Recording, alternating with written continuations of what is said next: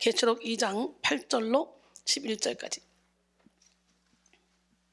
소모나 교회의 사자에게 편지하라. 처음이며 마지막이요 죽었다가 살아나신 이가 이르시되 내가 내 환난과 궁핍을 알거니와 실상은 내가 부요한 자니라. 자칭 유대인이라 하는 자들의 비방도 알거니와 실상은 유대인이 아니요 사탄의 회당이라. 너는 장차 받을 고난을 두려워하지 말라. 볼지어다 마귀가 장차 너희 가운데서 몇 사람을 오게 던져 시험을 받게 하리니 너희가 10일 동안 환난을 받으리라. 내가 죽도록 충성하라. 그리하면 내가 생명의 관을 내게 주리라. 귀 있는 자는 성령이 교회들에게 하시는 말씀을 들을지어다. 이기는 자는 둘째 사망의 해를 받지 아니하리라. 할렐루야. 예, 행복을 위한 깨어짐. 첫 번째 시간 뭐냐? 허상의 깨어짐이라는 제목으로 함께 은혜를 나눕니다. 예, 이 세상을 사랑하는 사람들은 누구나 다 행복하길 원합니다. 그래서 사람들은 행복을 얻기 위해서 나름대로의 노력을 기울이죠. 행복하기 위해 공부하고, 행복하기 위해 일을 열심히 하고, 행복하기 위해 돈을 열심히 법니다.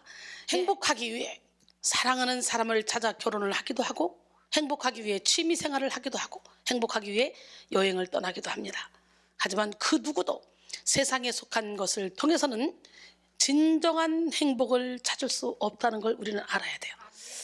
열심히 공부해서 최고 대학을 수석으로 졸업해도, 최고의 사람을 만나도, 남들이 부러워하는 결혼을 해도, 수백억을 번다 할지라도 거기에는 참된 만족과 참된 행복이 없습니다. 하나님만이 우리에게 참된 만족과 참된 행복을 주실 수 있는 좋으신 분이 좀 있습니다. 오늘 그렇기 때문에 모든 허상을 다 내려놓고 실상을 찾아가야 돼. 미국에 전해 내려오는 이야기가 하나 있는데요. 무지개가 닿는 곳에 땅을 파보면 금덩어리가 묻혀있다. 그런데 문제는 무지개가 있을 것 같은 그곳에 막상 도착해보면 무지개가 없다는 것입니다. 그러니 무지개가 닿는 땅은 당연히 발견할 수가 없는 거죠. 세상을 쫓는 삶은 이렇게 아무리 노력해도 잡을 수 없는 헛된 허상을 쫓아가는 것과 같습니다. 세상 것으로 행복을 찾으려는 사람들은요, 끊임없는 비교의식과 경쟁의식, 더 소유하고자 하는 욕심 때문에 절대로 행복을 누릴 수 없어요. 가진 것이 많은 사람이 더 많이 가지려고 아등바등하는 거 보잖아요.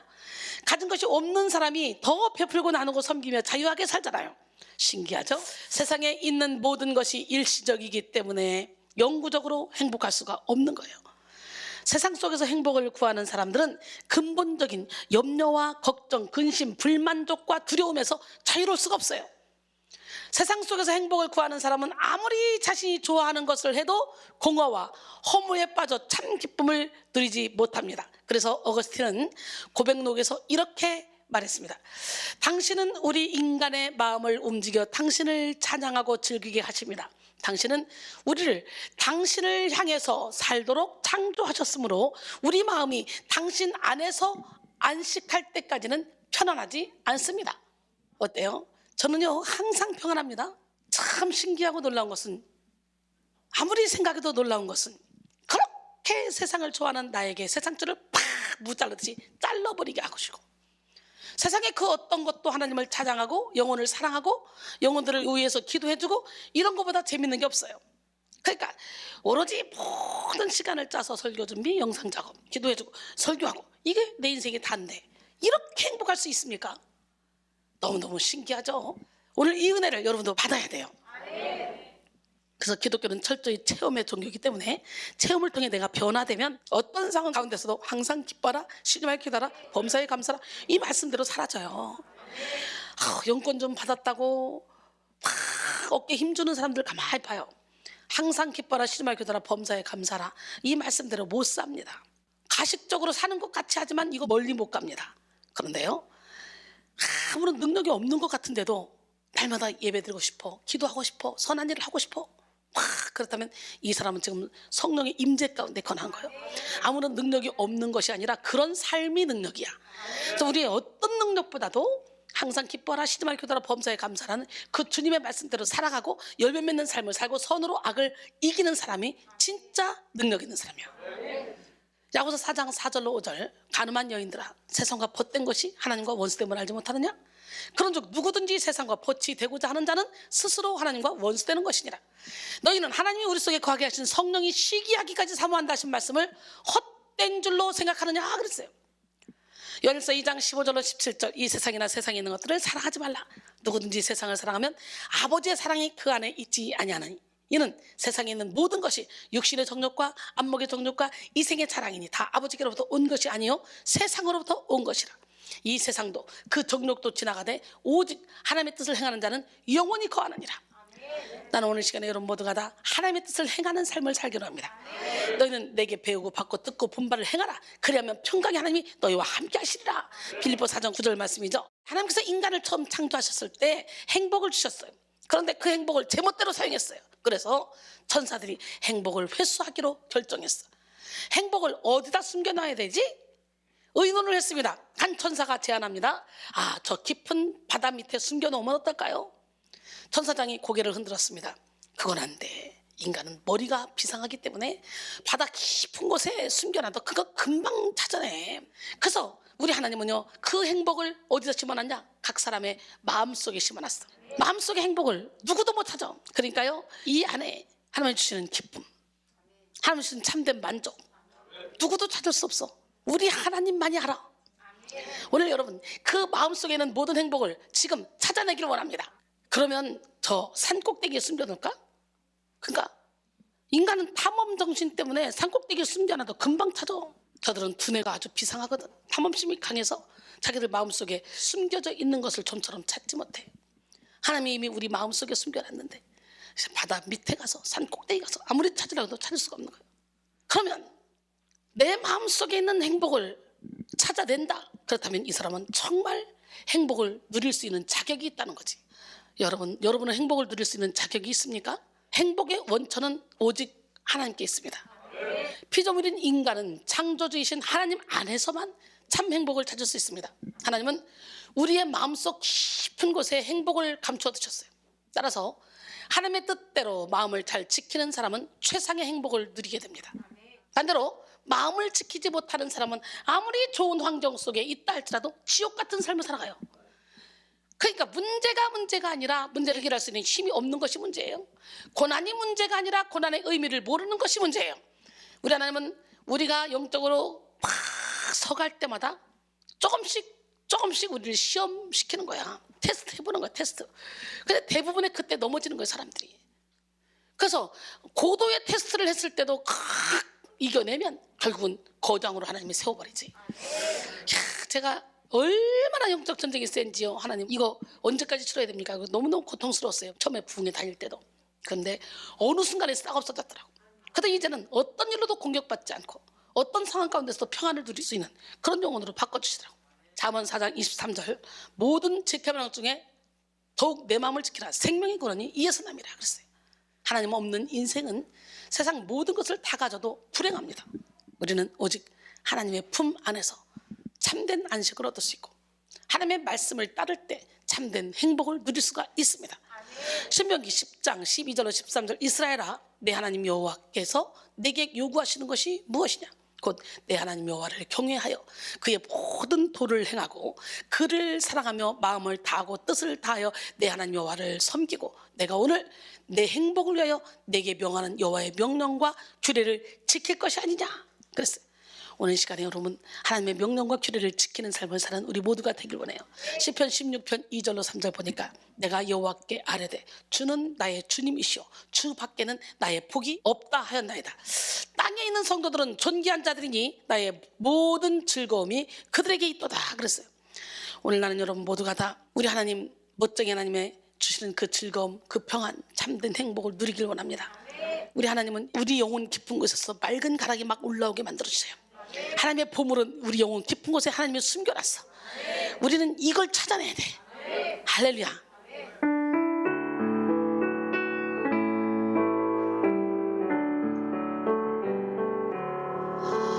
내 영혼의 그 깊은 데서 맑은 가락이 울려나네. 하늘 공조가 언제나 흘러나와 내 영혼을 구이사네.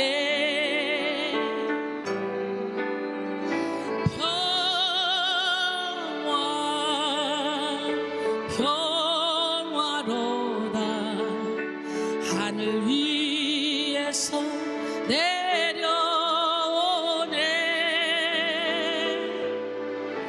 그 사랑의 물결이 영원토록 내 영혼을 덮으소서. 내 마음속에 솟아난 이 평화는 깊이 묻힌 보배로다.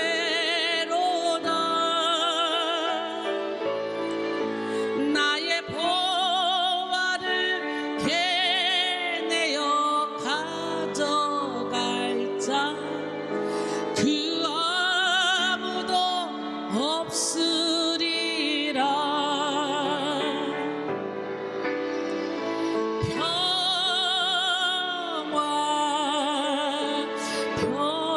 평화로다. 하늘 위에서 내려오네. 그 사랑의 물결이 영원토록 내 영혼을 덮으소서. 내 영혼에 평화가 넘쳐나면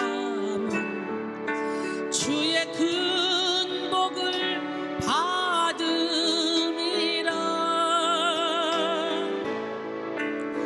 내가 주야로 주님과 함께 있어 내 영혼이 편히 쉬네.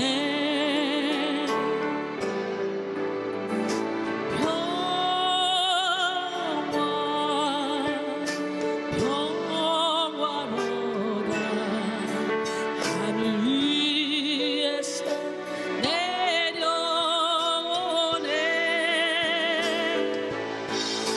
그 사랑의 물결이 영원토록 내 영혼을 덮으소서.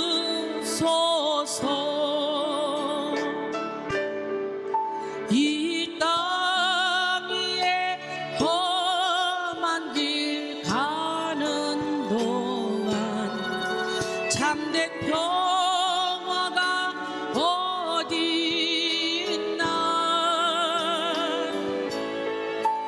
우리 모두 다 예수를 친구 삼아 참 평화를 누리겠네.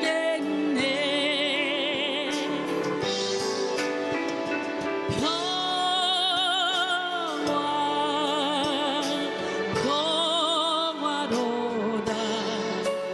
하늘 위에서 내려오네.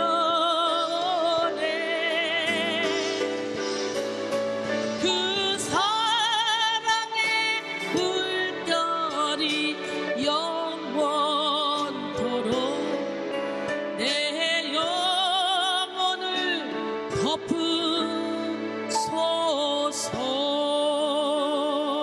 덮으소서. 할렐루야. 스위스의 법학자이며 철학자인 힐티는 잠 못 이루는 밤을 위하여 행복론 등의 여러 유명한 글을 썼습니다. 그는 행복론에서 인생 최대의 행복은 하나님 가까이에 있는 일이다. 그는 참다운 행복을 찾기 위하여 지식과 세상적인 모든 방법들을 다 동원했습니다. 그러나 그 어디에서도 진정한 행복을 찾을 수가 없었어요. 마지막으로 성경을 연구하다가 참된 행복을 찾았고 그리스도인이 되었습니다. 성도는 하나님을 알면 알수록 더 큰 행복을 누리게 되고 하나님께 가까이 가면 갈수록 더 깊은 행복을 누리게 됩니다. 할렐루야. 예, 하나님 아는 일에 힘쓰는 우리 모두가 되길 원합니다. 호세아 6장 3절에 그러므로 우리가 여호와를 알자, 힘써 여호와를 알자.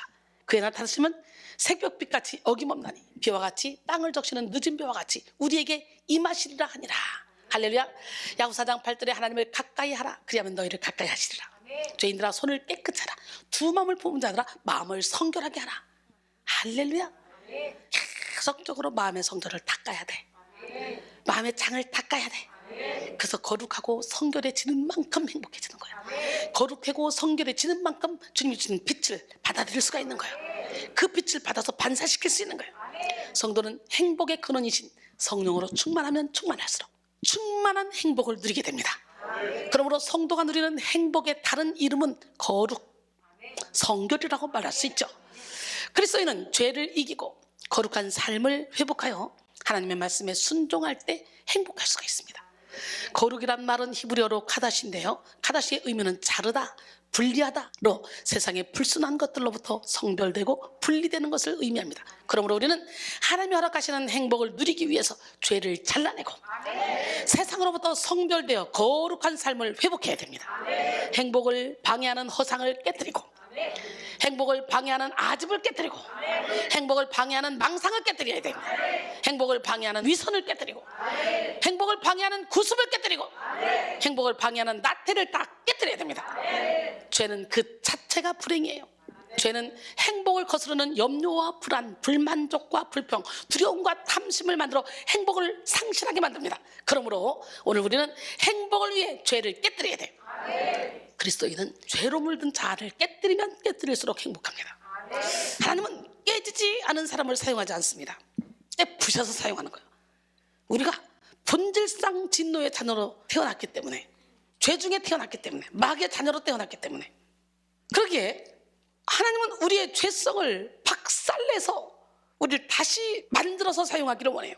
우리는 깨져야만 하나님의 사람이 될 수 있는 거야. 깨어진 사람만이 하나님의 축복을 누릴 수가 있는 거예요. 그러기에 깨어지는 것 자체가 축복입니다. 그런데요, 이 자아가 강한 사람은 안 깨집니다. 우리는 진짜 깨지고 부서지고 무너져서 나도 모르게 깨닫지 못해서 잘못 지었던 내 영혼의 집을 다 부셔버리고 하나님이 거할 수 있는 거룩한 성을 만들어야 되는 거예요. 그래서 저는 깨부시는 것부터 하잖아. 그냥 감성 터치하고 막 위로해주고 치료해주고 이것도 좋아. 우울증 환자는 감성 터치해서라도 그들이 감성이 막 살아나게 해야지. 필요해요. 필요하지만 근본적으로는 열매 맺는 삶으로 인도해야 돼. 우리 모두 깨어짐으로 하나님께서 주시는 행복을 누립시다. 존 웨슬리는 사람의 상태를 크게 자연인의 상태, 율법적인 상태, 복음적인 상태의 세 가지로 구분했습니다. 자연인은 자신의 죄악과 문제를 모르기 때문에 괴로움도 고민도 없는 상태.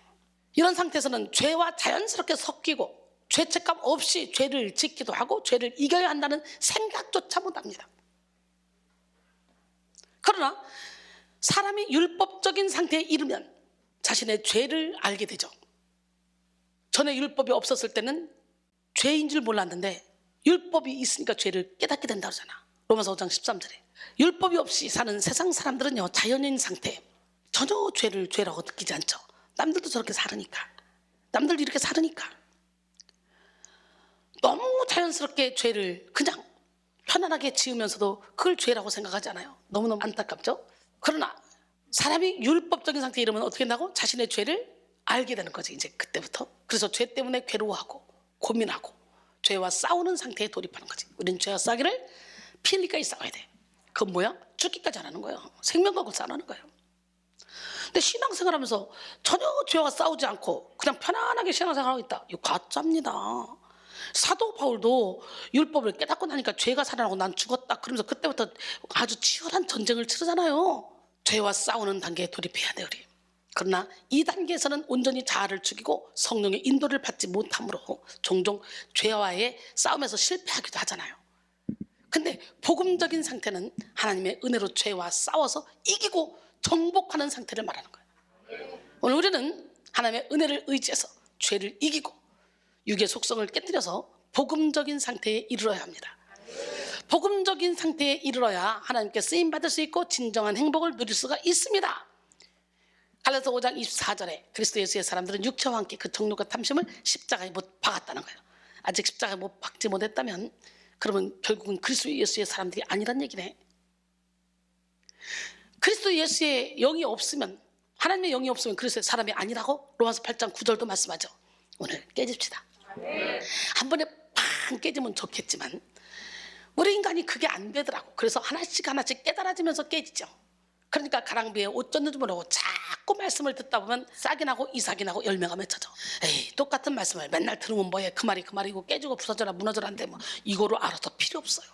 이거로 알았던 것이 이 가슴으로 내려와야 되고, 이 가슴으로 알았던 것이 손발로 움직여져야 돼. 그 삶에서 열매가 나타나야 돼. 그래서 어떤 상황 가운데서도 사방으로 우겨싸도 쌓이지 않고, 박해를 받아도 버림받지 않고, 거꾸로 때문에 당해도 망하지 않고, 앞길밖에 답답해도 낙심하지 않는, 누가 우리를 그리스도의 사랑을 끊으려 환난이나 공고나 박해나 기근이나 적시나 위험이나 칼이나 사망이나 생명이나 천사들이나 권세자들 현재나 장래나 능력이나 높음이나 깊음이나 다른 어떤 피조물도 우리 주 그리스도 예수 안에 있는 하나님의 사랑에서 끊을 수 없다고 했잖아. 이렇게 살아야 되는 거예요. 이렇게 사라질 때까지 어떻게 해야 돼? 죄와 싸우기를 피 흘리기까지 싸워야 돼. 에이, 인간이 어떻게 그래 살아요? 난 사라지더라고. 난 되더라니까. 깨어짐은 천국의 원리입니다. 이 땅에서 깨어진 것은 아무 쓸데없어요. 깨어진 유리컵, 깨어진 그릇, 깨어진 안경, 깨어진 거울, 깨어진 모든 것들은 다 아무 쓸데없어. 깨어진 밥그릇, 깨어진 접시 뭐 쓸 수 없어요. 결국은 쓰레기통으로 버려지게 되죠. 하지만 천국에서는 깨어져야 귀중한 것이 되는 거예요. 왜냐하면 근본적으로 죄성을 가지고 태어난 우리가 예수 그리스도의 은혜를 덧입고 성령의 인도로 재창조되어 하나님의 형상을 회복해야만 하기 때문에 천국에서는 육신적인 생각이 깨어지고 죄와 상처로 얼룩진 마음이 깨어지며 옛사람의 구습이 깨어진 사람이 존귀하게 쓰임받습니다. 육신적인 생각이 깨어져야 영의 생각을 깨달을 수 있고요, 죄와 상처로 얼룩진 마음이 깨어져야 하나님의 마음을 깨달을 수 있습니다. 옛사람의 구습이 깨어져야 성령의 인도를 받을 수 있습니다. 그렇기 때문에 우리는 깨어져야 돼. 에베소서 4장 22절로 24절, 너희는 유혹의 욕심을 따라 썩어져가는 구습을 따른 옛사람을 벗어버리고 오직 너희 심령이 새롭게 되어 하나님을 따라 의와 진리의 거룩함으로 지으심을 받은 새 사람을 입으라 그랬어요. 할렐루야. 고린도서 5장 17절은 뭐냐? 우리가 예수 안에 있으면 새로운 피조물이에요. 이전 것 지나가서 새 것이 됐다래요. 시편 51편 17절이 하나님께서 구하시는 제사는 상한 심령이라는. 오늘 나는 여러분 모두가 다 상한 심령을 가지고 가서 하나님이여 상하고 통해하는 마음을 주께서 멸시하지 아니하시리이다. 시편 기자가 고백한 것처럼 오늘 상하고 통해하는 마음을 주님 앞에 가지고 나가길 원합니다. 환난 날에 나를 부르라. 내가 너를 건드리니 네가 나를 영화롭게 하리라. 시편 50편 15절 말씀이죠. 하나님 나라에서 깨어짐은 치료와 회복, 사명을 위한 첫 단계입니다. 아브람, 모세, 다윗 등 하나님께 부름받은 사람들은 모두 깨어짐의 과정을 지나야 했습니다. 오늘도 예수님은 하나님께 쓰임받기 위해 나오는 사람들을 다 깨뜨리십니다. 탁월한 조각가이신 예수님은 우리의 불필요한 부분, 더러운 부분, 모난 부분을 가차없이 싹 다 깨뜨려버립니다.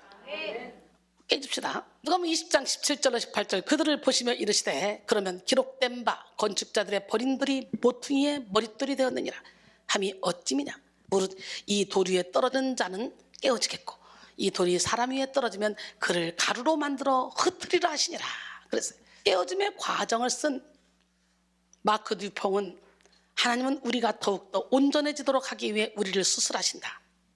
하나님은 마취제를 쓰시지 않고 수술하신다. 그렇기 때문에 하나님께서 우리를 수술하실 때 우리에게 고통이 따른다. 그러나 이 수술을 통해 암덩어리들이 제거된다. 그러나 우리가 수술을 받을 때 만약에 이때 아프다고 수술 도중에 수술실 밖으로 뛰쳐나간다면 우리는 그 암덩어리들을 몸에 달고 살아갈 수밖에 없다고 했습니다. 예수님은 우리를 깨뜨리시되 우리가 완전히 깨어져서 예수 그리스도만 살 때까지 깨뜨리십니다. 전적으로 진리에 순종하여 진리가 만드는 행복을 누릴 때까지 깨뜨리시는 하나님, 우리 깨집시다. 부서집시다. 완전히 깨어질 때에 우리는 고운 가루가 되어 하나님이 기뻐하시는 산채물로 쓰임받을 수 있습니다. 레위기 2장 4절에 내가 화덕에 구운 것으로 소재의 예물을 드리려거든 고운 가루에 기름을 섞어 만든 무교병이나 기름을 바른 무교전병을 드릴 것이요 그랬어요. 소재에 쓰여지는 고운 가루는 인간 생활 안에 계신 그리스도를 예표한다고 할 수 있습니다.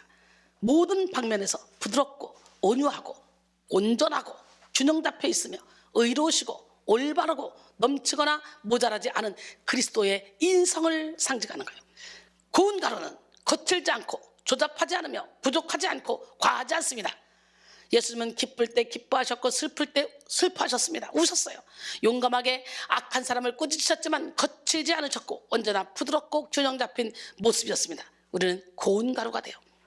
하나님을 기쁘시게 하고 진정한 행복을 누리기까지 기꺼이 깨어짐의 과정을 감당해야 됩니다. 갈라디아서 2장 20절에 내가 그리스도와 함께 십자가에 못 박혔나니 그런즉 이제는 내가 사는 것이 아니요 오직 내 안에 그리스도께서 사시는 것이라. 이제 내가 육체 가운데 사는 것을 나를 사랑하사 나를 위하여 자기 자신을 버리신 하나님 아들을 믿는 믿음 안에서 사는 것이라 그랬어요. 그러므로 우리는 예수님의 손에 깨어지는 것을 기뻐해야 돼. 밀도 모든 가루도 깨어져야 빵도 되고 부치개도 되고 떡도 되고 찰흙도 완전히 깨어져야 내가 만들고 싶은 거를 만들 수 있잖아요. 왜 안 깨질라 그래? 완전히 부서져야 토기장이신 예수님이 우리를 통해 마음껏 하나님이 쓰시기에 좋은 그릇으로 우리를 빚으신다는 거예요. 정말 신기해요. 제가 그렇게 세상을 좋아했던 사람인데 어떻게 나를 그렇게 완전히 박살을 내셔가지고 지금은 죄를 짓는 게 더 무섭고 세상을 바라보는 거 재미 하나도 없고 오로지 예수 안에 있는 게 제일 재밌어. 여러분 누가 나한테 몇 천억을 갖다 준다고 해서 내가 이렇게 24시간 하나님을 위해서 집중하겠습니까? 생각을 해보세요. 하나님께서 나를 이렇게 만드신 거야. 오늘 하나님 여러분을 박살내서 깨서 이렇게 고운 그릇 아름다운 그릇으로 만들도록 여러분 자신을 내어드려. 제발 부탁인데 잘난 척 좀 하지 마. 내가 살면서 항상 기뻐하고 신임하게 기도하고 범사에 감사하고 이렇게 될 때까지는 나는 아직 온전해지지 않았어. 그러니까 계속 수리받는 중에 있어. 그러면 끝까지 말씀대로 사라질 때까지 나도 모르게 죄 짓는 게 더 무섭고 하나님 안에 있는 게 제일 행복할 때까지 계속 깨지는 거예요. 깨어지는 그 순간에는 아프고 힘들 수 있습니다. 그러나 예수 그리스도의 손에 붙들려 최고의 작품으로 거듭나고 있음을 믿으셔야 돼요. 깨어짐 자체를 기뻐해야 된다는 거예요. 그리고 자발적으로 깨어짐을 원하는 삶으로 전진해야 되는 거예요. 따라합니다. 하나님이여 나를 살피사 내 마음을 아시며 나를 시험하사 내 뜻을 아옵소서. 내게 무슨 악한 행위가 있나 보시고 나를 영원한 길로 인도하소서. 할렐루야. 제 허슬러는 스스로 알을 깨면 병아리가 되지만 남이 깨주면 뭐가 된다? 후라이가 된다. 히브리 격언에 하나님은 부서진 것들을 사용하신다라는 말을 했어요. 아까도 얘기했지만 곡식이 부서져야 빵이 되든 떡이 되든 수제비가 되든 뭐가 되든 되는 거예요. 포도는 으깨어져야 포도주가 되는 거예요. 꽃은 짓이겨져야 향수가 되는 거예요. 음식도 내 입 안에서 잘게 부서져야 소화되고 영양분이 되는 거예요. 그와 마찬가지로 알곡성도가 되려면 부서지는 아픔이 있어야 돼. 근데 왜 안 부서지려고 그래? 익으면 익을수록 겸손해지는 거예요. 익으면 익을수록 나보다 남을 낫게 여기는 거예요. 교회에서 직분을 받으면 군림하라고 주는 게 아니라 여기 밑에서 섬기라고 주는 거예요. 부서짐의 크기가 바로 성숙의 크기입니다. 그러므로 하나님께서 우리를 향해서 돌이깨질을 하실 때 때로는 아프고 고통스럽지만 하나님을 원망하는 것이 아니라 잘 맞아서 부서지는 알곡이 돼야 돼. 옛날에 참깨, 콩 뭐 이런 거 있잖아요. 돌이깨질 했어요. 큰 멍석에다가 쫙 펴놓고 돌이깨질. 그럼 이게 자꾸 뛰쳐나가죠. 뛰쳐나가면 뛰쳐나간 거 내비놔둬요. 다시 끌어다가 다시 놓고 또 뜯어펴져. 아이고 아빠 주인이 미쳤나 아파 죽겠구만. 그거 뛰쳐나가요. 또 끌어요. 또 쓸어다가 또 알뜰하지 않은 사람은 나가려면 나가고 버리겠지만 이순이 같이 알뜰한 사람은 한 개도 안 버려. 다시 끌어옵니다. 그러니까 그냥 한 번 맞고 끝내야지. 두 번, 세 번, 네 번 맞으면 어차피 맞아 죽을 건데. 그잖아요. 어차피 맞아 죽을 건데 하나님이 선택했으면 일단 맞게 돼 있어요. 부시게 돼 있다니까 하나님이 다시 만들려고. 하나님을 믿겠다고 왔으면 깨지려고 작정을 해야지. 왜 안 깨지려고 아등바등해. 그러니까 또 두드러 맞고 또 맨날 아픈 거요. 옛날에는 씨암탉 잡았잖아. 사유 오면. 그러면요 그중에 제일 잘생긴 닭을 딱 잡습니다. 치려고 목 탁 쳤는데 이 닭이 꼬꼬꼬꼬 달라갔어. 상처만 입었어. 그러면 걔 살려놓고 다른 거 잡나? 어?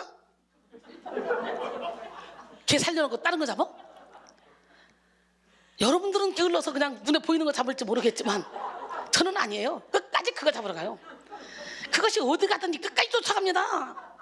그래가지고 잡아놓고 또 한 번 탁 쳤더니 반쯤 잘렸어. 이게 꺾어 또 도망가? 한 번에 그냥 죽고 영양식이 되면 좋을 텐데 어차피 죽을 거 몇 번씩 두드러 맞으면 죽으면 얼마나 고통스럽습니까? 상상을 해보라고. 그렇잖아. 우린 죽음의 축복도 받아야 돼. 죽는 것도 그냥 건강하게 살다가 하루 이틀 아프다 그냥 한 번에 팍 천국 가봐. 얼마나 행복해. 잠자고 눈 떴더니 맨날 아파가지고 죽을 것 같이 맨날 이러고서는 얼마나 고통스럽냐고.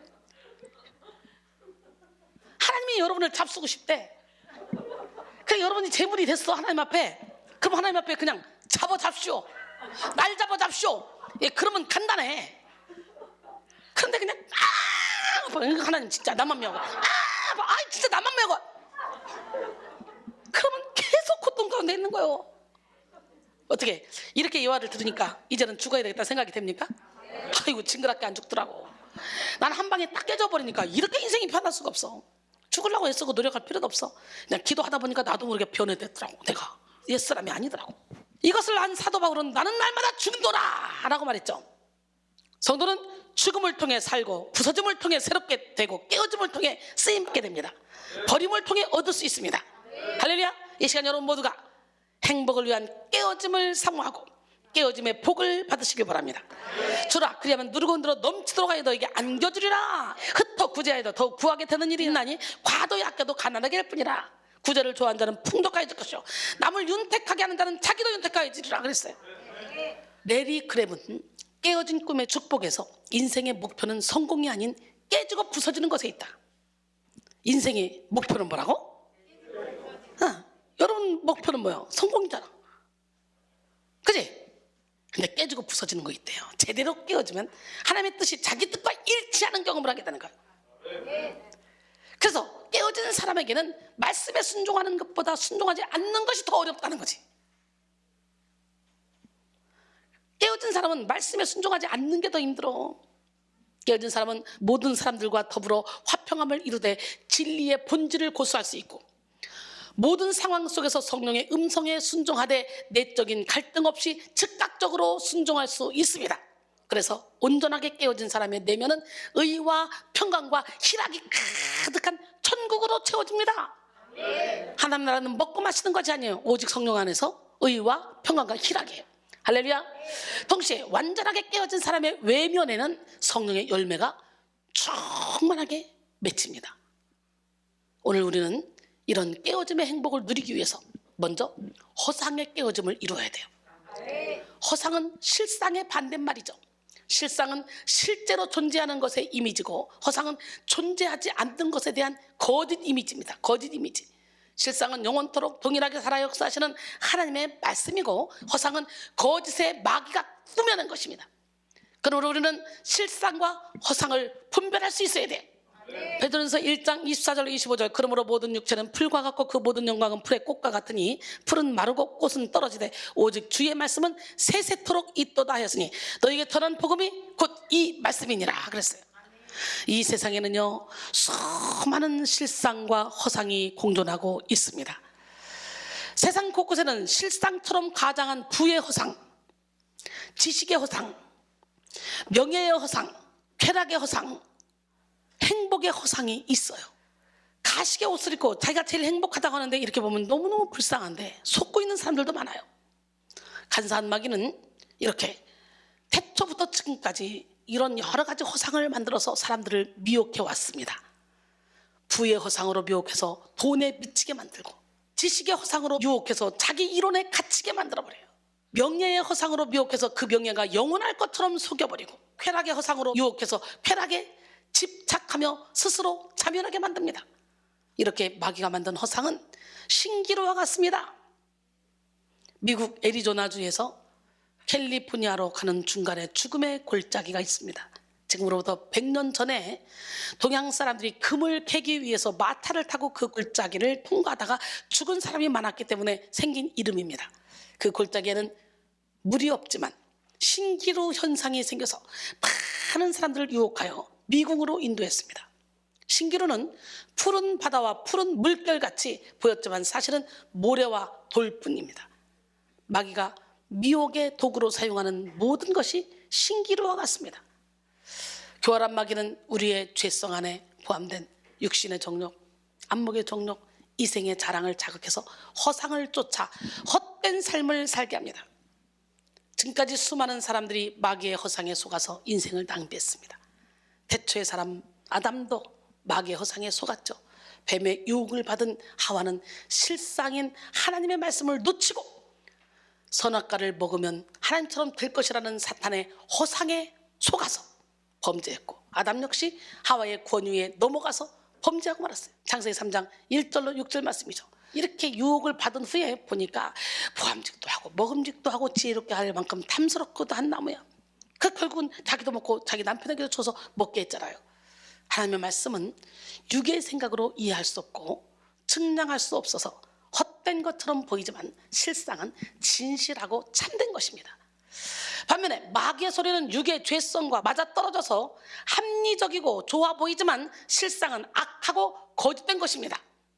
허상을 쫓을 때 우리는 착각 속에 빠져서 악한 선택을 하게 되고 거짓에 속아서 허무한 삶을 살게 됩니다. 결국 허상을 따를 때 우리 인생은 영원한 파멸에 처하게 됩니다.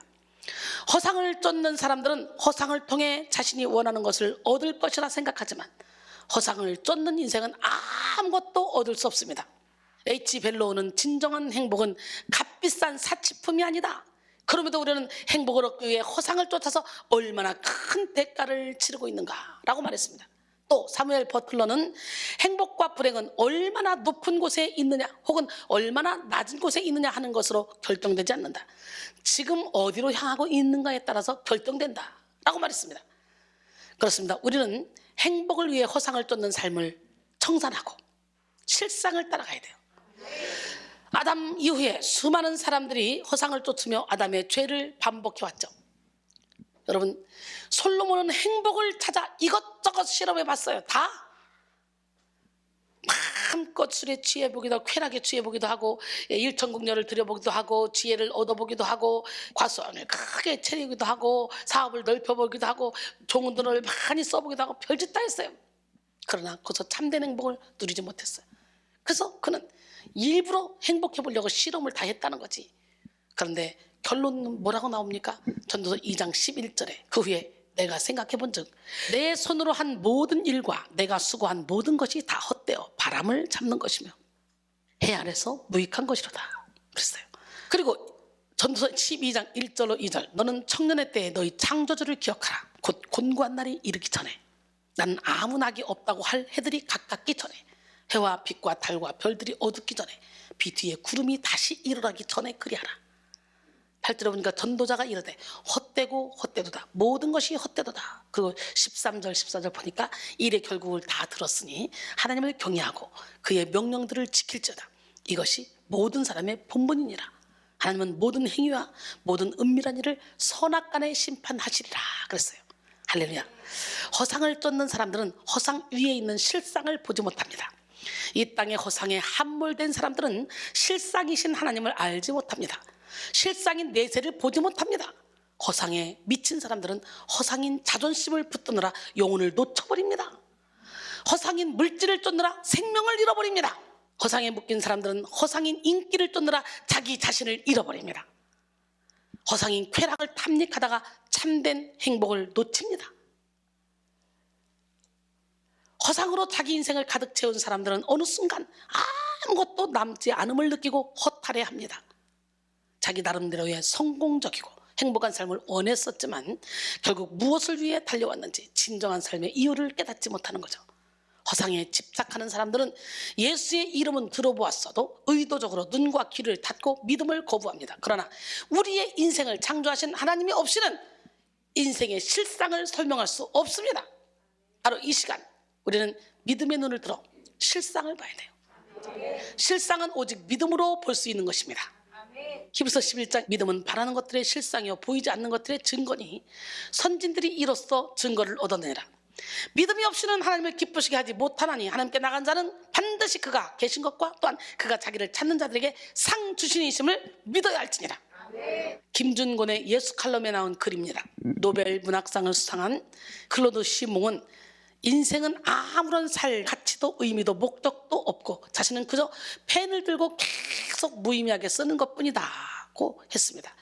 구라파 정신계를 짙은 먹구름처럼 덮은 절망의 하늘 아래서 실존주의 철학자들은 나아갈 길이 없다고 했다. 그래서 샌프란시스코에 모인 2만의 히피들은 일주일 동안 우리는 모두 미쳤다 미쳤어 라고 했고, 텍사스의 소수의 히피들은 너 죽고 나 죽자는 노래를 부르는가 하면 인민사원교회의 짐 존슨은 가이아나에서 900여 명의 자살자를 모집해서 집단 자살을 했다. 허무의 강가에서 절벽의 벽 앞에서 불안의 안개 속에서 세 가지 무의 망령이 의미 없는 소리를 외치고 있다. 노웨원 is, 어디에도 없음. Nothing is, 아무것도 없음. Nobody is, 누구도 아무도 없음. 하나님을 상실한 인간은 무덤 사이에서 2,000마리 공산당 귀신, 섹스 귀신, 히피 귀신 들린 거라사인 같다. 예수가 들어가야 제정신이 든다 라는 글입니다. 바로 지금 우리 안에 예수가 들어와야 제정신이 드는 거예요. 성령을 탄식시키지 마시기 바랍니다. 우리가 믿음으로 말미암아 영의 눈을 뜨면 우리가 구하는 것의 실상은 땅에 있지 않고 위에 있다는 것을 알게 됩니다. 이 땅에는 사라질 것, 허망한 것이 가득하지만 위에는 예수 그리스도께서 계시고 예수 그리스도로 말미암은 완전한 지혜와 지식, 능력과 생명이 있음을 알게 됩니다. 예수 그리스도 안에 부의 실상, 지식의 실상, 지혜의 실상, 사랑의 실상, 생명의 실상이 있음을 보게 되는 거죠. 그래서 실상을 보는 사람은 위를 바라보며 위의 것을 찾는 삶을 삽니다. 예수를 따른 그리스도인은 위의 것을 생각하고 하늘에 속한 영적인 것에 마음을 쏟습니다. 위의 것을 찾는 그리스도인은 위에 있는 실상을 차지함으로 모든 것을 얻게 됩니다. 위의 것을 찾을 때 이 땅을 살아갈 수 있는 힘, 통찰력, 지혜를 얻을 수가 있는 거예요. 이런 맥락에서 필립스 브룩스는 이렇게 말했습니다. 하늘의 것을 먼저 추구하십시오. 그러면 당신은 하늘의 것과 땅의 것 둘 다 얻을 것입니다. 땅의 것을 먼저 추구해 보시오. 그러면 하늘의 것과 땅의 것 둘 다, 그렇지, 똑똑해, 잃을 것입니다 라고 했어요. 맞습니다. 골로새 3장 1절로 4절. 그러므로 너희가 그리스도와 함께 다시 살리심을 받았으면 위의 것을 찾으라. 거기는 그리스도께서 하나님의 우편에 앉아 계시느니라. 위의 것을 생각하고 땅의 것을 생각하지 말라. 이는 너희가 죽었고 너희 생명이 그리스도와 함께 하나님 안에 감추어졌습니다.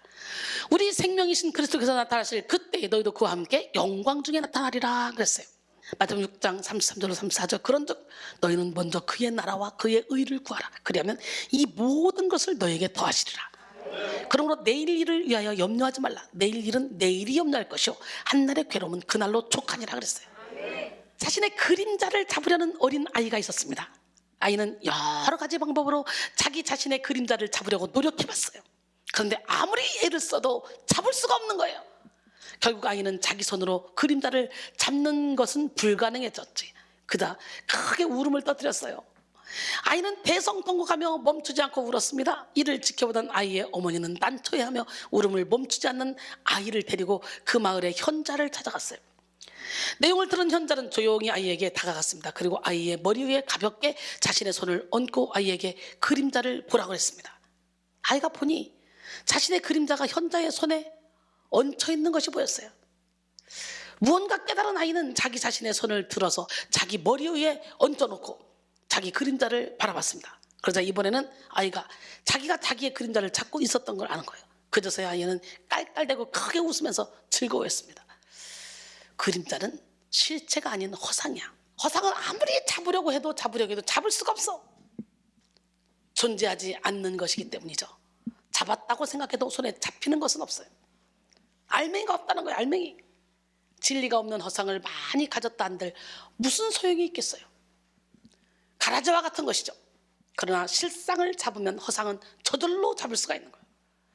실상이 잡히면 허상은 따라오는 것입니다. 실상인 진리를 잡아야 진리 안에 있는 모든 지혜와 지식을 얻을 수가 있습니다. 진리로 말미암는 천국을 소유할 수가 있습니다.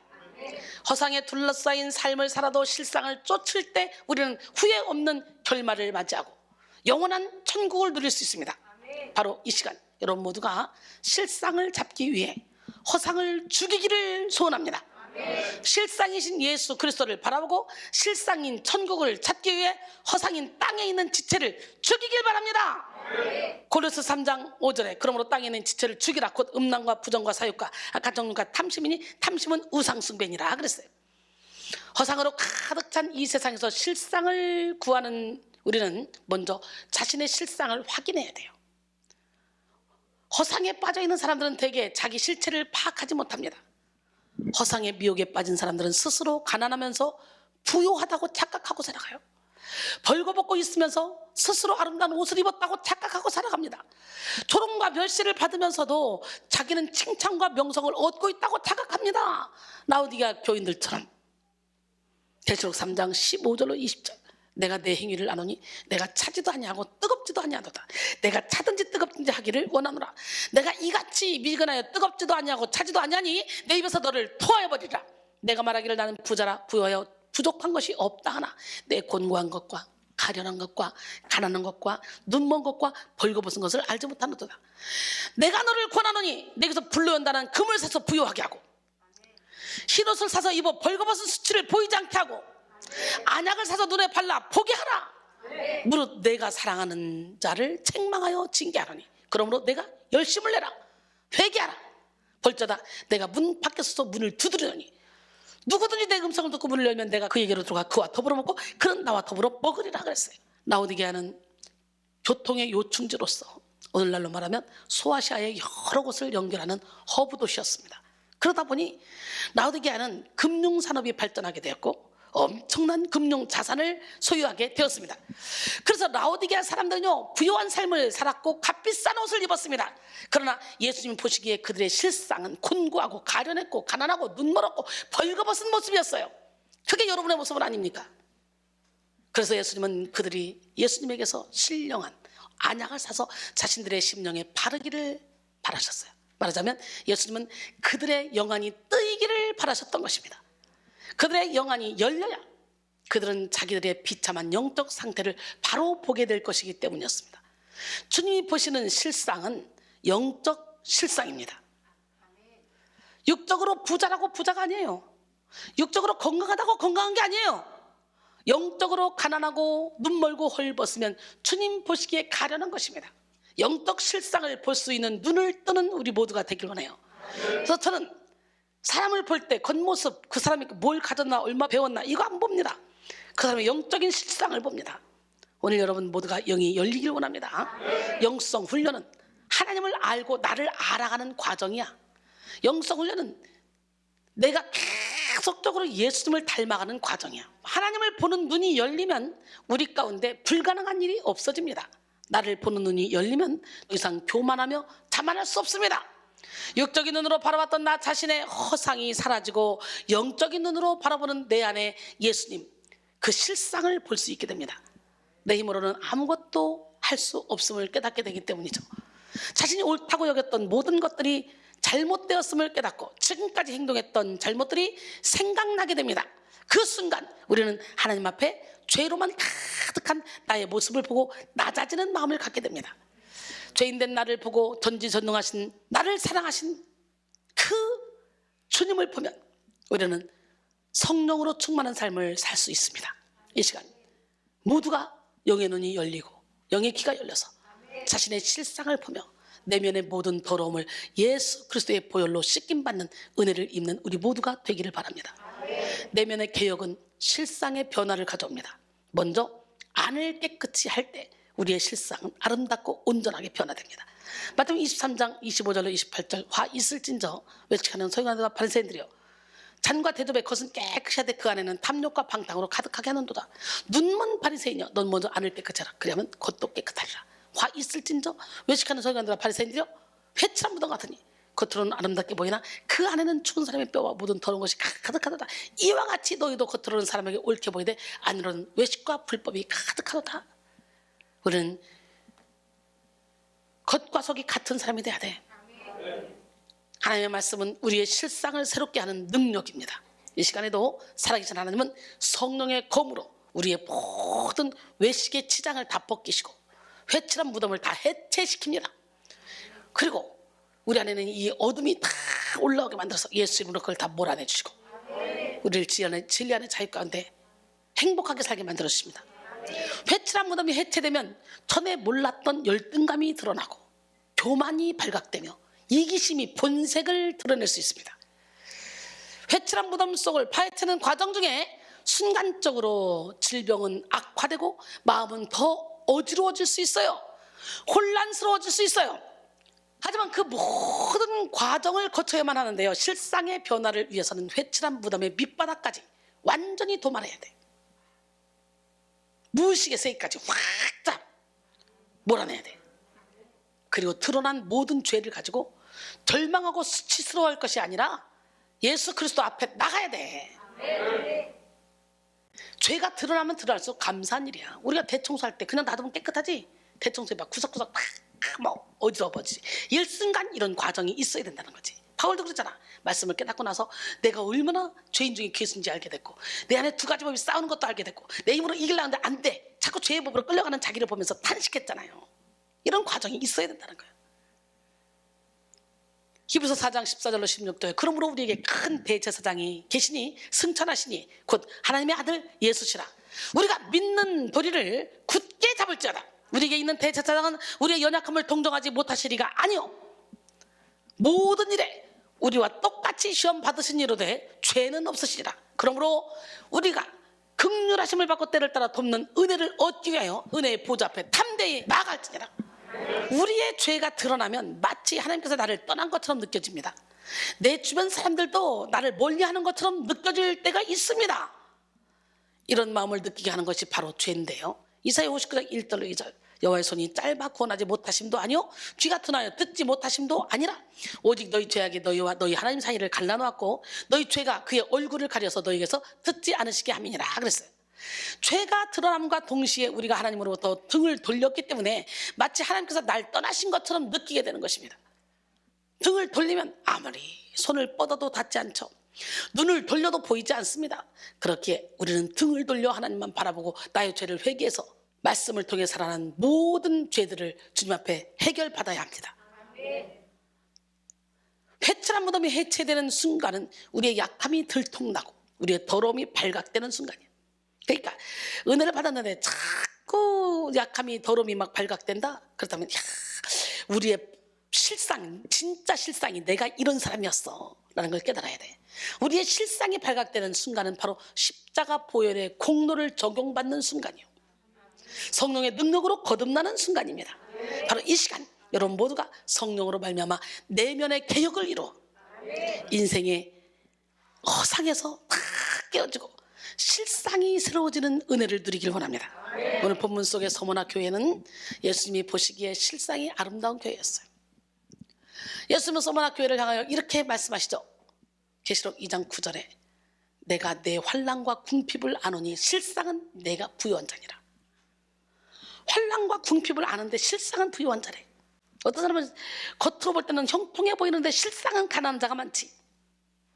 서머나 지역은 에베소로부터 북쪽으로 약 56km 지점에 위치하고 있는 항구 도시로서 소아시아의 수도였던 버가모와 함께 상당한 번영을 누리던 도시였습니다.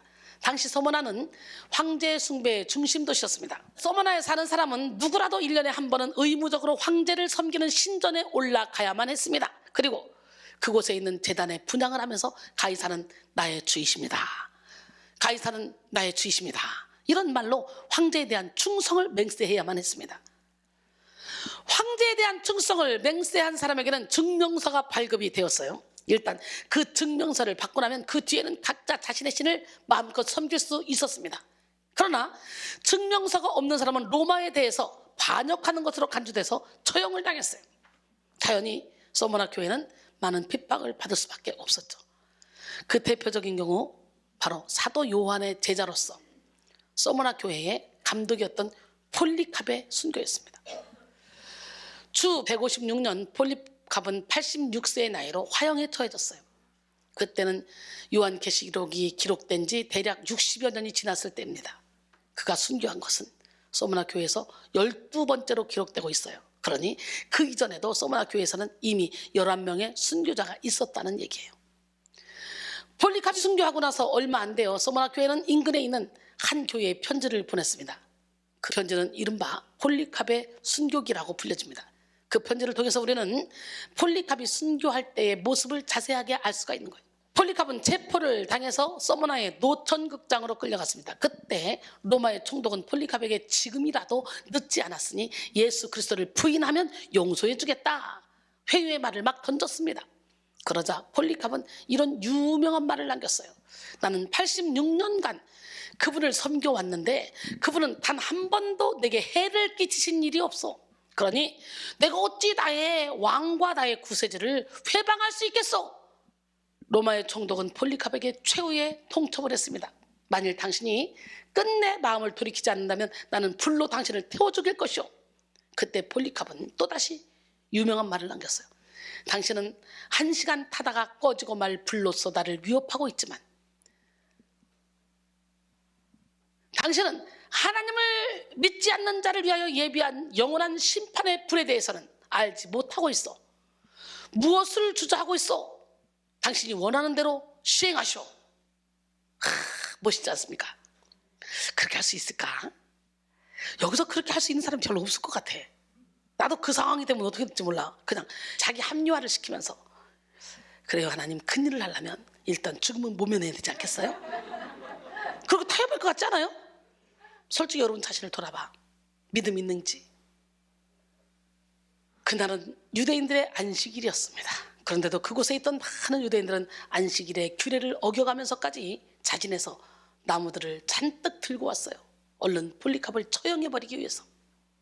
그렇게 해서 폴리캅은 86세 나이로 화형에 처해져서 순교했습니다. 서머나 교회는 로마뿐만 아니라 유대인에 의해서도 무서운 핍박을 받았어요. 당시 서머나에는 많은 유대인들이 정착해서 살고 있었잖아요. 그들은 선민의식에 사로잡혀 있었습니다. 그러나 예수님은 그들을 가리켜서 실상은 유대인이 아니라고 말씀하죠. 실상은 그리스도인이 아닌 사람이 여기 있어요. 여러분 자신을 한번 돌아보셔. 그들은 자칭 유대인일 뿐이야. 여기도 자칭 그리스도인이 많아. 내 멋대로, 내 생각대로, 내 계획대로, 내 맘대로 살아. 아무것도 아닌 일에 상처받고 상처 주고 자기 고집 꺾지 못하고 실상은 참된 그리스도인이라고 할 수가 없어. 바뀌어가는 과정에 있는 거죠. 예수님은 그들의 모임을 가리켜서 사탄의 회당일 뿐이라고 말씀하셨어요. 본문 계시록 2장 9절에 내가 내 환난과 궁핍을 알거니와 실상은 내가 부요한 자니라. 자칭 유대인이라 하는 자들의 비방도 알거니와 실상은 유대인이 아니요 사탄의 회당이라. 오늘날도 그리스도인이라 하면서 사탄의 회당이 참 많습니다. 사탄은 서머나 교회를 쓰러뜨리기 위해서 유대인들을 자신의 도구로 사용했습니다. 이스라엘을 식민지로 삼아 통치했던 로마보다 같은 나라 같은 민족이었던 유대인들이 더 큰 괴로움을 주었던 것이죠. 오늘날도 어때요? 자기들끼리 싸워. 자기들끼리 2단이네 3단이네 5단이 진짜 2단은 딴 데가 있는데 기가 막힙니다. 유대인들은 기독교인들이 로마에 대해 반역을 꾀하고 있다고 참수하면서 기독교인들은 가이사를 숭배하지도 않았고 가이사에게 충성을 맹세하지도 않는다고 핍박의 빌미를 주었습니다. 더욱 놀라운 것은 폴리캅을 비롯한 빌라델비아 성도 11명의 화형식이 안식일에 치러졌다는 것. 안식일. 그들이 그토록 준수하고자 애썼던 안식일에 하나님의 사람들을 죽였다는 거예요. 그들은 자칭 하나님의 백성이라 말하면서 하나님을 대적하는 일에는 자신들이 그토록 자랑하던 율법마저 지키지 않았던 것이죠. 또한 그들은 불로 세상이 심판당하게 될 것이라고 말하는 기독교인들을 방화범이라고 참수했고 심지어 성만찬을 즐기는 기독교인들을 식인종이라고 참수했습니다. 성만찬을 하면서 이는데 사리오대 피니 받아먹고 마시라 하는 예수님의 말씀을 낭독하는 것을 상징적으로 받아들이지 않고 직설적으로 왜곡시켜서 받아들인 거죠. 본문에서는 이들이 받은 고난을 환난으로 표현했는데 환난으로 번역된 들립시는 본래 압박받다, 박해받다 라는 뜻을 지닌 동사 들리보에서 파생된 명사로서 여기서는 예수 그리스도의 이름을 위하여 믿음을 지키는 과정에서 초래되는 압박과 박해, 고통과 고뇌를 뜻합니다.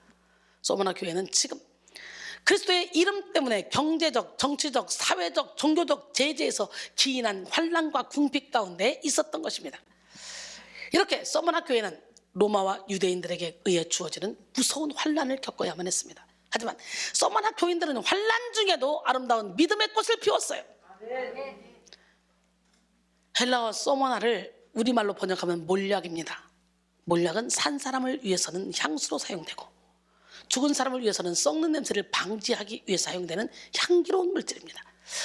몰약은 향기를 내는 식물을 짓이겨서 만듭니다. 마찬가지로 소모나 교회는 핍박으로 짓이겨져서 예수 그리스도를 위한 소모나, 곧 몰약이 되었어요. 그들은 짓이겨지면 짓이겨질수록 예수 그리스도의 아름다운 향기를 더욱더 진하게 바랬던 것입니다. 유명한 미술가 루오의 작품 중 향나무는 자기를 찍는 도끼 날에도 향을 묻힌다 라는 제목의 판화가 있습니다. 자신을 괴롭히고 아픔을 주는 도끼날에 독을 주는 게 아니라 오히려 향을 묻혀준다는 거죠. 향나무와 같이 소모나 교회는 극심한 박해 가운데서 더욱더 진한 향기를 바라며 믿음의 진가를 나타냈습니다. 소모나 교회는 모든 고난과 박해에도 불구하고 믿음을 지킴으로 빌라델비아 교회와 함께 칭찬들은 교회로 기록되고 있습니다. 2세기 초에 활동했던 안디옥의 이그나티우스가 전하는 바에 따르면 소모나 교회는 폴리캅 이후 감독 교회로 건실하게 성장했습니다. 그들은 실로 세상이 감당하지 못하는 삶을 살았고 세상을 이기는 믿음으로 살았습니다. 히브리서 11장 36절로 39절 또 어떤 이들은 조롱과 채찍질 뿐 아니라 결박과 옥에 갇히는 시련도 받았으며 돌로 치는 것과 톱으로 켜는 것과 시험과 칼로 죽임을 당하고 양과 염소의 가죽을 입고 유리하여 궁핍과 환난과 학대를 받았으니 이런 사람은 세상이 감당하지 못하느니라. 그들이 광야와 산과 동굴과 토굴에 유리하였느니라. 우리는 뒤로 물러가 멸망할 자가 아니요 오직 영혼을 구원하며 이르는 믿음을 가진 자니라 그랬어요. 할렐루야. 요한일서 5장 4절로 5절 무릇 하나님께로부터 난 자마다 세상을 이기느니라. 세상을 이기는 승리는 이것이니 우리의 믿음이니라. 예수께서 하나님의 아들이심을 믿는 자가 아니면 세상을 이기는 자가 누구냐 그랬어요. 오늘 여러분 모두가 나 자신을 이기고 환경을 이기고 세상을 이기고 이 땅에서 천국을 누리고 살아가기로 합니다. 뿐만 아니라 소모나 교회는 궁핍한 중에도 영혼의 부유함을 누렸습니다. 그들은 핍박을 당하여 전 재산을 몰수당하고 물질적인 어려움을 당해야 했지만 믿음에 있어서 부유했고 예수님을 사랑함에 있어서 부유했습니다. 그들은 비록 이 땅에 보물을 쌓아두지 못해도 하늘나라에 많은 보물을 쌓아두었습니다. 오늘 이 시간에 우리도 이 땅에 보물을 쌓아봤자 다 필요 없어. 다 좀과 동력하고 도둑구멍고 도둑질하고 재산 남겨봤자 자식들끼리 싸우고 저 하늘의 상급을 쌓아서 자손대대로 천대까지 마음껏 풍족하게 누릴 수 있는 복을 받아야 돼. 예수님은 그들을 가리켜서 그들이 실상은 부유한 자라고 말씀했잖아요. 그러나 실상은 부유한 자? 어떤 자가 하늘의 상급을 쌓는 자? 할렐루야. 난 예수 안에 있는 자, 그 자가 실상은 부유한 자야. 거상 쫓아가지 마세요.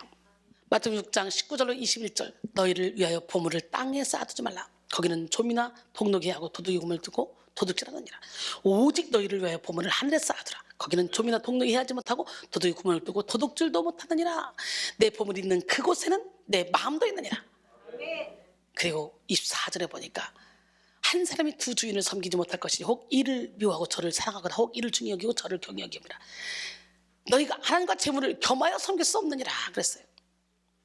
여러분 안에 욕심이 쑥 들어오면 사단이가 틈타는구나. 예수피. 소모나 교인들의 겉모습은 온갖 수모를 당하고 고생이 끊이지 않는 삶이었지만 그들의 속사람의 실상은 누구보다 아름답고 누구보다 지혜로웠으며 누구보다 담대했습니다. 그들은 거지로 분장한 왕자와 같은 삶을 살았고 무명과 근심, 가난 속에서도 유명한 자의 실상, 부유한 자의 실상, 모든 것을 가진 자의 실상을 가지고 살았어요. 고린도서 6장 8절로 10절 우리는 속인 자 같으나 참되고 무명한 자 같으나 유명한 자요 죽은 자 같으나 보라 우리가 살아있고 징계를 받는 자 같으나 죽임을 당하지 아니하고 근심하는 자 같으나 항상 기뻐하고 가난한 자 같으나 많은 사람을 부욕해 하고 아무것도 없는 자 같으나 모든 것을 가진 자네. 어때요? 이순이가 그렇게 살고 있잖아. 오늘 우리도 소머나 교회처럼 예수님께 인정받는 실상을 소유해야 돼요. 주님을 보시는 실상은 세상이 보는 허상과 차원이 다릅니다. 허상을 쫓는 세상은 성장하고 부유해져야 축복받았다는 논리를 주장합니다. 그래서 세상의 허상을 쫓는 사람들은 작은 불의가 있어도 눈 감고 넘어갑니다. 아무리 불의해도 그 자리만 버티고 있으면 된다고 생각합니다. 시간이 지나면 잊혀질 것이라고 생각합니다. 그래서 웬만한 불의에는 끄떡도 하지 않습니다. 하지만 하나님이 보시는 실상은 우리의 중심입니다. 하나님은 우리 안에 진리가 있는지 탐심이 있는지 분별하십니다. 주님은 우리의 영혼이 가난한지 부유한지 보고 계십니다. 당장 육의 이익을 쫓아 육의 생각으로 사는지 아니면 영의 생명과 평안을 구하며 영의 생각으로 사는지 살펴보십니다. 요한복음 6장 63절 살리는 것은 영이니 육은 무익하니라.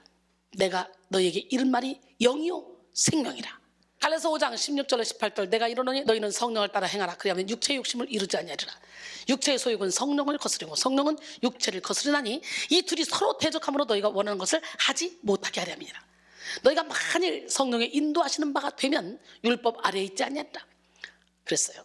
실상이신 예수님은 실상을 구하는 성도에게 실상을 위한 삶을 살라고 더욱더 격려하십니다.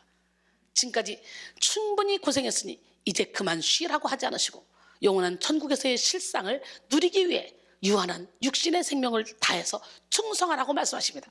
그래서 예수님은 소머나 교회에게 이렇게 말씀하시죠. 계시록 2장 10절 너는 장차 받을 고난을 두려워하지 말라. 볼지어다 마귀가 장차 너희 가운데서 몇 사람을 옥에 던져 시험을 받게 하리니 너희가 10일 동안 환난을 받으리라. 내가 죽도록 충성하라. 그리하면 내가 생명의 관을 내게 주리라. 예수님은 소머나 교회가 받아야 될 고난이 더 있다고 말씀하시면서 고난의 목적 그리고 고난의 기간을 차례대로 말씀해 주셨어요. 예수님은 마귀가 장차 소머나 교회 가운데 몇 사람을 옥에 던져 넣을 것이라고 하셨어요. 그리고 이 고난의 목적은 성도가 시험을 받도록 하는 것이라 말씀하셨어요. 그리고 고난의 기간은 10일 동안이라고 말씀하셨어요. 여기서의 10일은 짧은 기간을 의미합니다. 사실 10일이 아니라 10주 아니 10년 동안의 고난이라 할지라도 장차 우리가 살아가게 될 영원한 삶에 비하면 지극히 짧은 거예요. 더군다나 평생이라 할지라도 잠깐이에요. 잠깐. 예수님은 이런 고난을 두려워하지 말라고 말씀하셨어요. 요한복음 15장 18절로 19절 세상이 너희를 미워하면 너희보다 먼저 나를 미워한 줄 알라. 너희가 세상에 속하였으면 세상이 자기 것을 사랑할 것이나 너희는 세상에 속한 자가 아니요 도리어 내가 너희를 세상에서 택하였기 때문에 세상이 너희를 미워하느니라 그랬어요.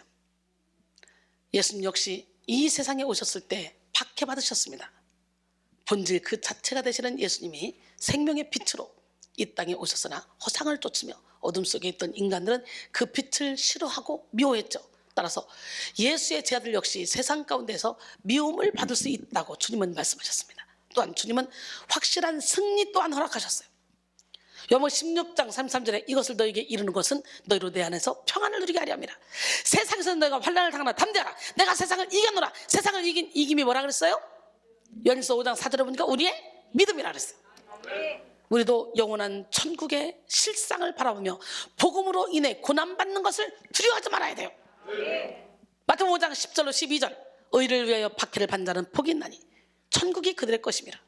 나로 말미암아 너희를 욕하고 박해하고 거짓으로 너희를 거슬러 모든 악한 말을 할 때는 너희에게 복이 있나니 기뻐하고 즐거워하라.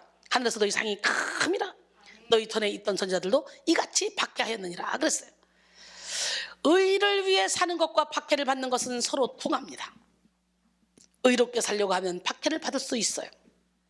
그래서 많은 성도들이 의롭게 살고 싶지만 의를 행하다가 어려움을 당할 것 같고 손해볼 것 같으니까 갈등하고 망설입니다. 그래서 이것도 취하고 저것도 취할 수 있도록 적당한 거리를 유지하며 큰 무리 안에 머무는 그런 신앙생활을 하려고 합니다. 그러나 하나님의 나라는 적은 무리 제자들에게만 약속되었다는 사실을 잊지 말아야 돼요. 적은 무리 제자들. 누가복음 12장 32절에 적은 무리여 무서워 말라. 너희 아버지께서 그 나라를 너희에게 주시기를 기뻐하시느니라. 사실 의를 위해서 박해받는 것은 그리스도인의 본질에 속합니다. 진정한 그리스도인들은 의를 위해 기꺼이 박해를 받는 사람들이에요. 만약 우리가 적당하게 죄를 짓고 적당하게 세상을 따라가면 박해를 받을 필요가 없어요. 그러나 정말 의를 위해 살려고 노력하고 정말 예수 그리스도를 위해 살려고 하면 세상으로부터 미움을 받을 수 있고 박해를 받을 수 있습니다. 가장 가까운 내 남편, 내 아내, 내 자녀, 내 부모로부터 박해를 받아요. 디모데후서 3장 12절에 무릇 그리스도 예수 안에서 경건하게 살고자 하는 자는 박해를 받으리라. 그러니까 남에게 박해받는 거 싫어, 귀찮은 거 싫어, 그럼 적당히 타협하고, 그러면 영적 전쟁은 치를 수 없는 거지. 18세기 타락한 영국의 부흥을 일으킨 존 웨슬리는 복음과 함께 늘 핍박을 받았습니다. 웨슬리의 일기 중 일부입니다. 밤길을 달려 동이 막 트는 아침 7시에 브리스톨 외곽 지역에 도착했다. 나는 언덕에 서서 남자들이 일하러 가는 모습을 바라보며 그들에게 그리스도의 복음을 전하기 시작했다. 그러자 멈춰서서 듣던 무리들은 썩은 계란과 토마토를 내게 던지기 시작했다. 하지만 나는 구주를 위해 고통받을 수 있음을 특권으로 여겼다. 나는 다시 하루 종일 달려 바스라는 도시에 저녁 6시에 도착했다. 나는 그 도시 외곽 언덕에 서서 그리스도의 복음을 전했다. 또 많은 이들이 내게 썩은 계란과 토마토를 던졌다. 나는 구주를 위해 고난받을 수 있음을 특권으로 여겼다. 그리고 많은 이들이 회심했다. 그랬어요. 우리는 박해 너머에 있는 천국의 실상을 바라보며 박해도 기뻐하며 이겨내야 합니다. 천국의 실상을 바라보기에 죄와 타협하지 않고 세상에 물들지 않고 성결을 이루어야 됩니다. 실상이신 예수 그리스도께서 재림하실 그때까지 담대하게 우리는 선한 싸움을 싸우고 영생을 취해야 됩니다. 디모데전서 6장 9절로 14절. 부하려 하는 자들은 시험과 올무와 여러 가지 어리석고 해로운 욕심에 떨어지나니 곧 사람으로 파멸과 멸망에 빠지게 하는 것이라. 돈을 사랑함이 일만하게 뿌리가 되나니 이것을 탐내는 자들은 미혹을 받아 믿음에서 떠나 많은 근심으로써 자기를 찔렀도다. 오직 너 하나님의 사람아, 이것들을 피하고 의와 경건과 믿음과 사랑과 인내와 온유를 따르며 믿음의 선한 싸움을 싸우라. 영생을 취하라. 이를 위하여 내가 부르심을 받았고 많은 증인 앞에서 선한 증언을 하였도다. 만물을 살게 하신 하나님 앞과 본디오 빌라도를 향하여 선한 증언을 하신 그리스도 예수 앞에서 내가 너를 명하노니 우리 주 예수 그리스도께서 나타나실 때까지 흠도 없고 책망받을 것도 없이 이 명령을 지키라 그랬어요. 사실 기독교가 서구 세계를 장악할 수 있었던 것은 고난 때문이었습니다. 터툴리아는 순교자의 피는 교회의 씨앗이라는 말을 남겼어요. 순교자의 피가 뿌려진 곳마다 교회는 들풀처럼 솟아났습니다. 한국교회가 이 정도 성장하게 된 것은 수만 명에 이르는 천주교인들의 순교의 피와 일제강점기와 한국전쟁 당시에 흘렸던 신앙 선배들의 순교의 피가 있었기 때문이에요. 그들이 울며 씨를 뿌렸기 때문에 우리 세대의 기쁨으로 그 열매를 거두고 있는 것입니다. 고난이 부요함을 가져온 것입니다. 예수님은 부요한 실상을 가진 소문화 교회에게 죽도록 충성하라고 말씀했어요. 죽도록은 충성의 강도를 의미하는 말입니다. 만일 처형을 당한다 하더라도 죽음을 두려워하지 말고 끝까지 충성하라고 말씀하시는 거예요. 또 죽도록은 충성의 기간을 의미하기도 합니다. 죽을 때까지 충성하라는 말. 예수님을 위하여 순교하는 그 순간까지 충성을 다해야 할 것입니다. 고린도전서 4장 1절로 2절. 사람이 마땅히 우리를 그리스도의 일꾼이요 하나님의 비밀을 맡은 자로 여길지어다. 그리고 맡은 자들에게 구할 것은 충성이니라. 군인에게 요구되는 것은 충성입니다. 돌격 앞으로 할 때 뒤로 물러서지 않고 나가는 것이 군인의 충성입니다. 우리 교회는 700성전 앞으로, 전교인 선교사와 앞으로 가는 거예요. 이것이 죽도록 충성하라는 말씀의 의미인데요, 우리는 그리스도의 군사들입니다. 세상 나라나 이념을 위해서도 자기 목숨을 버리는데 영원한 진리이신 분을 위해서 헌신하는 것은 당연한 거 아닙니까? 우리는 예수 그리스도를 위해 죽도록 충성할 때 부요한 실상을 소유하며 최고의 행복 속에 열정적인 삶을 살 수 있습니다. 디모데서 2장 1절로 4절. 내 아들아, 그러므로 내가 그리스도 예수 안에 있는 은혜 속에서 강하고 또 내가 많은 증인 앞에서 내게 들은 바를 충성된 사람들에게 부탁하라. 저희가 또 다른 사람을 가르칠 수 있으리라. 내가 그리스도 예수의 좋은 병사로 나와 함께 고난을 받으라. 병사로 다니는 자는 자기 생활에 얽매인 자가 하나도 없나니 이는 병사로 모집한 자를 기쁘게 하려 함이라. 예수님은 죽도록 충성하는 자에게 생명의 면류관을 주시겠다고 말씀하셨습니다. 충성했으니까 영원한 면류관이 주어지고, 예수님을 위하여 목숨을 바쳤으니까 영원한 생명이 주어진다는 것입니다. 예수님은 부요한 실상을 가진 소모나 교회가 더 크고 더 큰 영광을 얻게 하시려고 죽도록 충성하라고 권면하셨습니다. 고린도서 4장 17절로 18절, 우리가 잠시 받는 환난에 격한 것이 지극히 크고 영원한 영광에 중한 것을 우리에게 이루게 함이니, 우리가 주목하는 것은 보이는 것이 아니요 보이지 않는 것이니, 보이는 것은 잠깐이요 보이지 않는 것은 영원함이라. 할렐루야. 또 예수님은 소모나 교회를 향해 이기는 자는 둘째 사망의 해를 받지 않을 것이다 말씀했어요. 계시록 2장 11절 오늘 본문이죠. 귀 있는 자는 성령이 교회들에게 하시는 말씀을 들을지어다. 이기는 자는 둘째 사망의 해를 받지 아니하리라. 그래서 이기는 자란 예수 그리스도 안에 있는 참성도 곧 진정한 그리스도인들을 가리킵니다. 여러분, 이기는 자입니까? 진정한 그리스도인입니까? 예수 그리스도 안에 있는 자는 사탄의 권세를 이기며 죄와 사망의 권세를 이기기 때문이에요. 다윗이 어디를 가든지 이기게 하셨다 그러잖아요. 이기는 자는 둘째 사망의 해를 받지 않습니다. 소모나 교회의 성도들은 핍박으로 인해서 첫째 사망의 고통은 당할 수가 있어요. 그러나 그들은 둘째 사망의 해는 받지 않을 것입니다. 둘째 사망은 육체적 죽음을 의미하는 첫째 사망과는 달리 최후의 심판을 통해 영원한 죽음의 세계로 들어가는 것을 의미합니다. 무슨 얘기인지 알아요? 계시록 20장 6절, 이 첫째 부활에 참여하는 자들은 복이 있고 거룩하도다. 둘째 사망이 그들을 다스리는 권세가 없고 도리어 그들이 하나님과 그리스도의 제사장이 되어 1000년 동안 그리스도로 더불어 왕노릇하리로다. 진짜 나는 겉사람이 아니고 속사람이야. 세상 사람들이, 많은 사람들이 핍박을 하고 박해를 하고 죽여도 겉사람은 죽일 수 있어도 속사람은 못 죽여. 결론적으로 사랑하는 성도 여러분, 오늘 우리는 영원한 행복을 위해 허상을 깨뜨리고 실상을 붙잡아야 돼. 허상은 마귀가 만들어낸 거짓이고 잠시 있다가 사라질 세상이고, 실상은 하나님의 말씀이요 예수 그리스도며 천국입니다. 우리는 세상의 허상을 쫓다가 파멸에 이를 것이 아니라 실상을 구하며 실상을 누려야 합니다. 이를 위해 성령과 피로 속사람의 실상을 새롭게 하여 소모나 교회처럼 예수님께 부요하다고 인정받는 실상을 소유해야 돼요. 영원한 천국의 실상을 누리기 위해 잠시의 박해를 견디며 죽도록 충성해야 됩니다. 이 시간 여러분 모두가 실상을 보는 눈을 열고 허상을 깨뜨려서 영원한 행복을 위한 삶을 영위하시기를 주님의 이름으로 축원합니다. 할렐루야. 하나님은 실상이십니다. 허상이 아니에요. 그 예수 그리스도를 붙잡읍시다. 예수가 함께 계시면 시험에 와도 겁 없어요. 할렐루야. 예수가 함께 계시니 우리 함께 찬양합니다.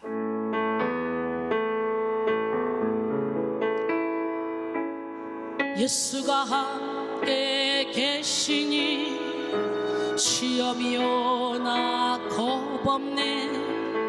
기쁨의 근원 되시는 예수를 위해 삽시다.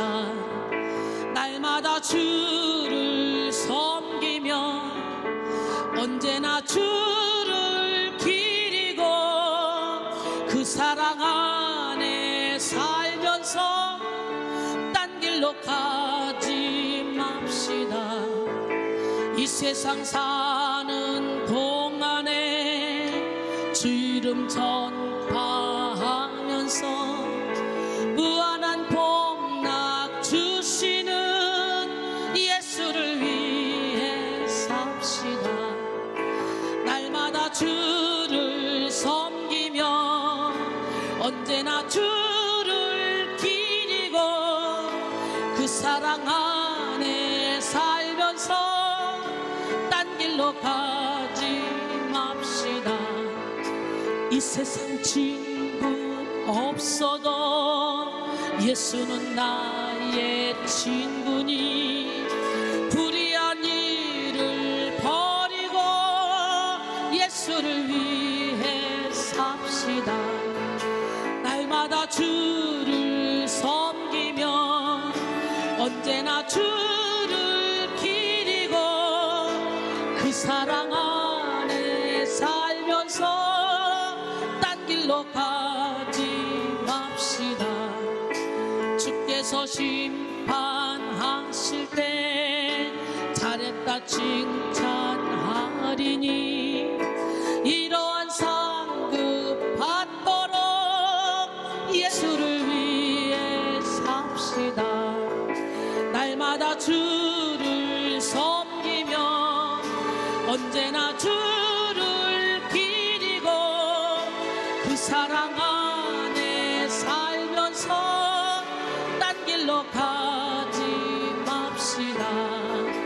날마다 주를 섬기며 언제나 주를 기리고 그 사랑 안에 살면서 딴 길로 가지 맙시다. 오직 주의 사랑에 매여 내 영 기뻐 노래합니다. 이 소망의 언덕 기쁨의 땅에서 주께 사랑 드립니다. 오직 주의 임재 안에 갇혀 내 영 기뻐 찬양합니다. 이 소명의 언덕 거룩한 땅에서 주께 경배드립니다. 주께서 주신 모든 은혜 나는 말할 수 없네. 내 영혼 즐거이 주 따르렵니다. 주께 내 삶 드립니다. 주께서 주신 모든 은혜 나는 말할 수 없네. 내 영혼 즐거이 주 따르렵니다. 주께 내 삶 드립니다.